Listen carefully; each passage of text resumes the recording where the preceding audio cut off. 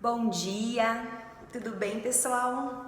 Estou aqui mais uma vez para falar sobre o nosso tema do mês. Esse mês a gente está fazendo uma reflexão sobre o quarto niyama, a quarta auto-observância, chamada autoestudo.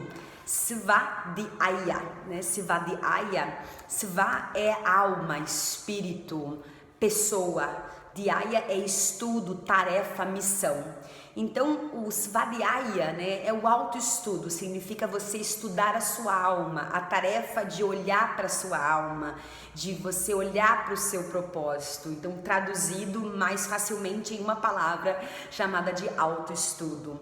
É o quarto niyama. Então, depois que a gente estudou a pureza, que é Saucha, o contentamento, Santosha, e tapas, a autodisciplina, o quarto niyama, né, a sequência é o autoestudo.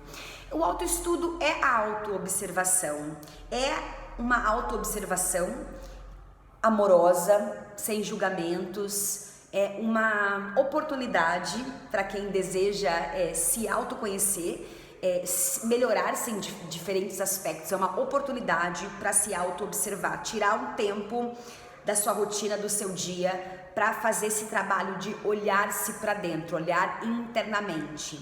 A prática do yoga é uma das formas que facilita esse trabalho, é uma das ferramentas de auto-observação, uma das ferramentas de auto-percepção e nos ajuda a equilibrar a mente, né, os nossos aspectos do psique, as emoções que regem o coração, o nosso corpo físico. É uma forma da gente olhar para cada um desses aspectos, perceber que eles estão todos conectados e realinhar, reorganizar esses diferentes aspectos para que a gente tenha mais harmonia nas nossas convivências, que a gente tenha mais harmonia na nossa mente, nas coisas que a gente faz, nas coisas que a gente pensa, que a gente consiga equilibrar esses diferentes aspectos dentro de nós, para que a gente tenha também mais reputação, mais respeito, né? O que a gente falar está coerente com o que a gente pensa, a forma como a gente age está coerente com as nossas emoções, com o que a gente sente. É uma forma da gente trazer mais coerência,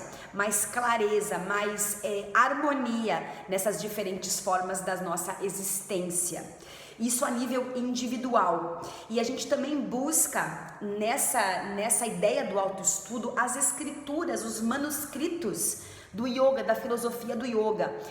São várias opções e a gente está esses tempos aí, nos últimos tempos, mais de quase 2 anos, estudando os Yoga Sutras, que fazem parte dessa rica e profunda filosofia do yoga, que são essas escrituras, que são guias, é como se fosse um guia que nos orienta a seguir e facilitar esse processo do autoconhecimento, facilitar esse processo da harmonização, facilitar esse processo de melhoria contínua que essa filosofia nos oferece. Não só a gente fazer esse trabalho físico, como é o yoga, físico pelo corpo, mas também tirar um tempo para ler sobre essa filosofia, seja um professor traduzindo, guiando, explicando esses manuscritos para os alunos, como eu faço com os meus alunos, ou seja, a pessoa mesmo, o próprio curioso, né, o próprio estudante, ir lá sentar e fazer o trabalho de ler, de estudar por si só.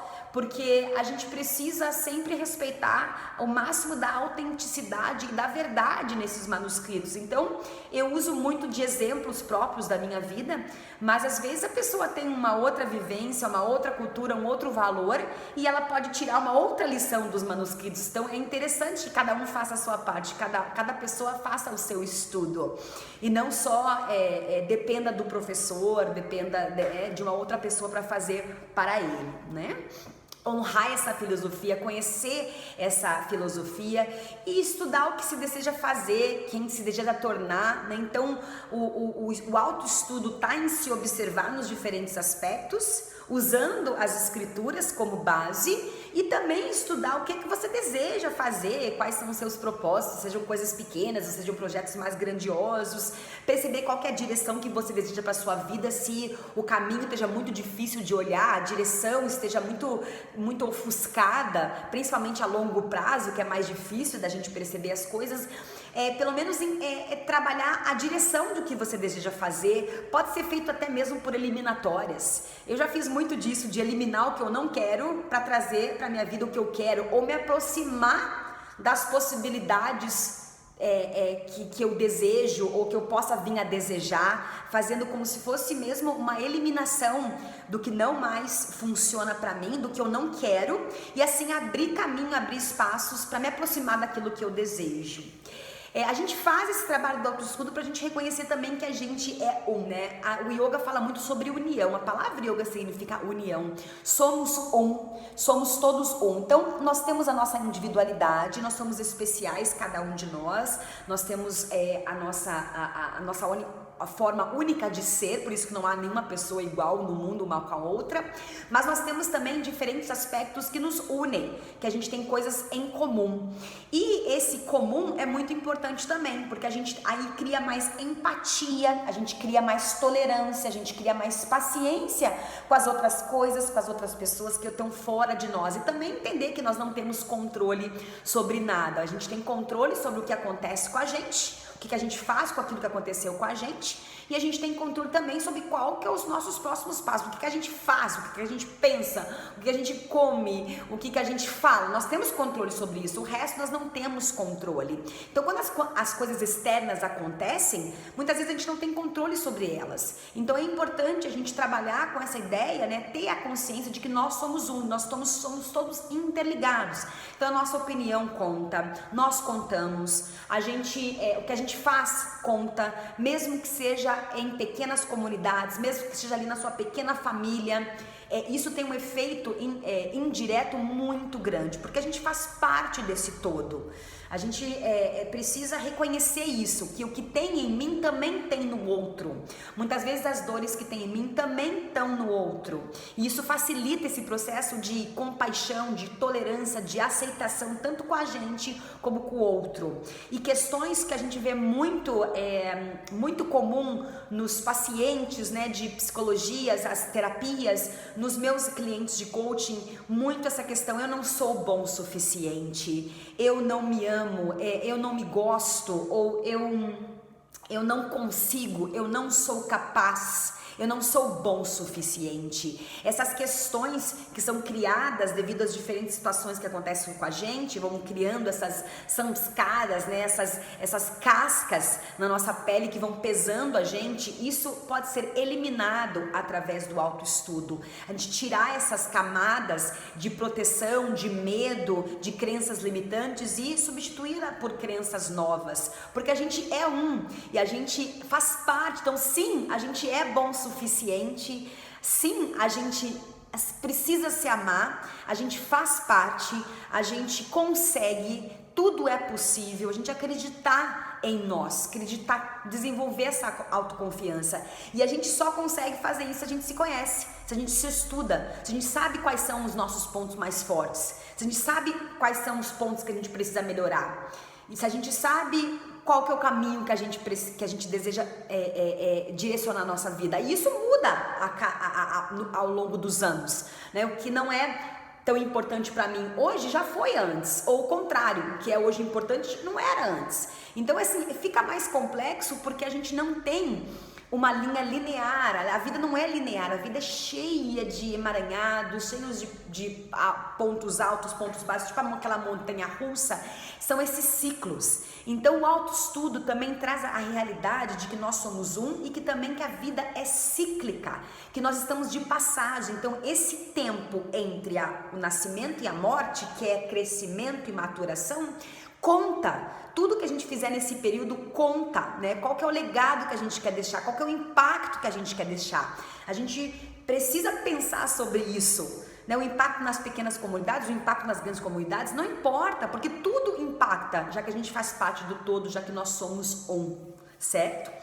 E o autoestudo, ele também nos ajuda a nos abrirmos para a espiritualidade, né? Independente da religião, do credo, do sexo, da cor, independente, a gente é um, e a gente está aqui também com essa missão de tornarmos mais espirituais, nos desmaterializarmos. A gente começa a vida desmaterializado, sem roupa, sem nada. A gente vai criando, né? Se apegando, né? O ego faz muito isso, se apegar, dando valor aos bens materiais. A gente precisa ser valorizado porque a outra pessoa nos valoriza, né? O medo do julgamento dos outros. Essas coisas que o ego vai criando, que o inconsciente vai criando, né? Segundo a psicanálise. E aí a gente precisa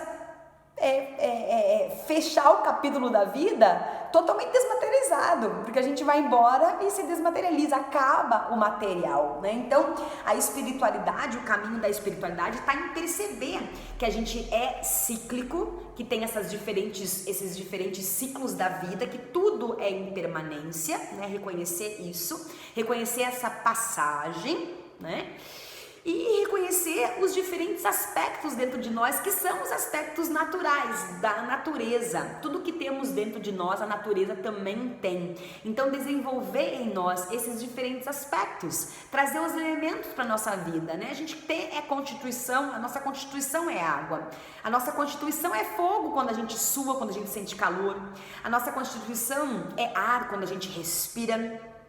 Então a nossa constituição é terra quando a gente está presente, quando a gente constrói uma casa, quando a gente faz a nossa prática, quando a gente caminha, quando a gente se conecta com a natureza, a gente sente a mãe terra, a gente sente essa força que puxa a gente para baixo, ela existe, só não dá para puxar demais, porque senão a gente não cresce, né? É que nem as árvores elas precisam da raiz forte para aquecer.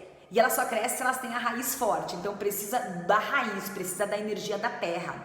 Então tudo que a gente precisa já tem na natureza. Então se a gente pegar a natureza como conhecimento, entender como é que a natureza funciona, a gente consegue equilibrar a natureza externa com a nossa natureza interna, trazer esses elementos para dentro de nós. O yoga nos ajuda muito também nesses aspectos, diferentes práticas para diferentes momentos, diferentes alimentos para diferentes fases do ciclo, do ano, mulheres, diferentes aspectos lunares, diferentes movimentos hormonais, principalmente as mulheres, né, que são muito cíclicas, mais do que os homens, né, a natureza da sensibilidade dos hormônios rege. Então a gente precisa reconhecer as diferentes fases, né, os diferentes hormônios dentro de nós, essa natureza interna. Então reconhecer também esse aspecto dentro de nós, né, para a gente poder quebrar tudo que nos limita, as crenças limitantes, nos conhecer melhor.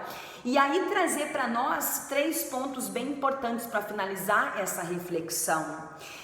O autoestudo, né? Ele permeia nessa onda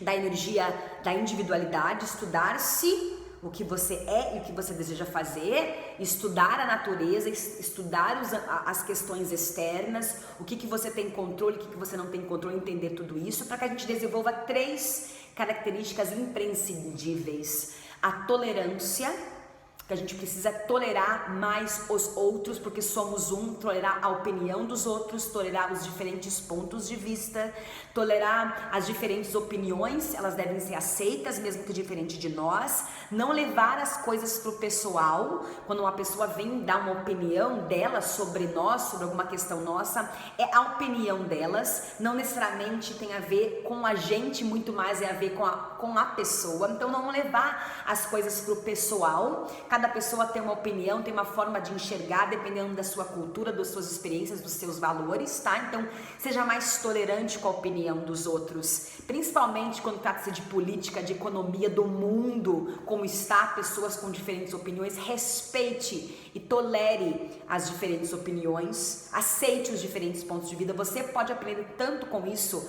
mesmo reconhecendo, mesmo tendo conhecimento sobre um assunto, um aspecto, mesmo sendo uma autoridade.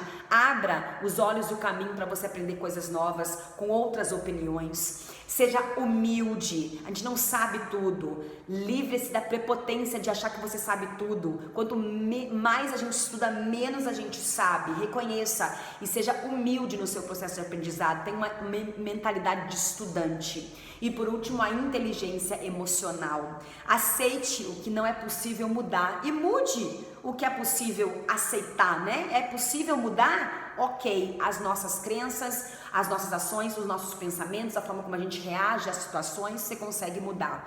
O que você não consegue mudar é muita coisa que está no seu meio, nas outras pessoas, nas situações. Aceite, tolere e desenvolva a inteligência emocional. Esse é o caminho do autoestudo. É isso, pessoal. Até o próximo vídeo. Namastê.